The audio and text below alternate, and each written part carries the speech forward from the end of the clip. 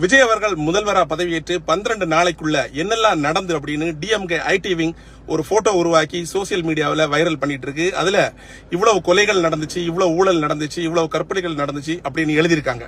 So Vijay அவர்கள் இந்த பதவியேற்று 12 நாள்ல என்னெல்லாம் மாற்றம் நடத்தியிருக்காரு அப்படின்னா, அவரால் இந்த ஊழலை தடுக்க முடியல, கொலைகளை தடுக்க முடியல அப்படிங்கறதா இந்த டிஎம்கே ஐடிவிங்கோட வேலை.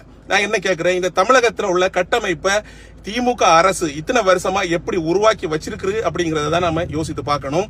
விஜய் வெறும் 12 நாள்ல இதை செய்ய முடியும்னு இவங்க நினைக்கிறாங்கன்னா, இத்தனை வருஷமா ஆட்சியில இருந்த, அதுவும் குறிப்பா கடைசி 5 வருஷமா ஆட்சியில இருந்த திமுக அரசுனால ஏன் செய்ய முடியல? 5 வருஷமா உங்களால செய்ய முடியாததை வெறும் 12 நாள்ல நீங்க எதிர்பார்க்கறீங்கன்னா, இதுல முட்டாள் யாருன்னு நீங்க தான் யோசித்து பார்க்கணும். சோ மக்களுக்கு எல்லாருக்கும் ஒரு வேண்டுகோள், எல்லாரும் கவனமாயிருங்க. இந்த திமுக ஐடி விங்கிறது ஒரு விஷ கிருமி. இது ஒரு வைரஸ் மாதிரி பொய்யான தகவல்களை பரப்பிக்கிட்டே இருக்கும். சோ இவங்க பழைய செய்திகளை எல்லாம் எடுத்து போட்டு நிறைய தவறான செய்திகளை விஜய்க்கு எதிராகவும் டிவிக்கு எதிராகவும் பரப்பிட்டே இருக்காங்க. எதையும் நம்ப வேண்டாம். ஆனா கடைசியா முக்கியமான இன்னொரு விஷயம் சொல்றேன், இதற்காக இந்த கற்பழிப்புகள் கொலைகளை நாம காம்ப்ரமைஸ் பண்றோம்னு சொல்லவே முடியாது. நிச்சயமா ஒவ்வொரு உயிருக்கும் கவர்மெண்ட் தான் பொறுப்பேற்றே ஆகணும். அந்த விதத்துல தளபதி விஜய் அவர்களும் பொறுப்பேற்று ஆகணும் எல்லா உயிருக்கும்.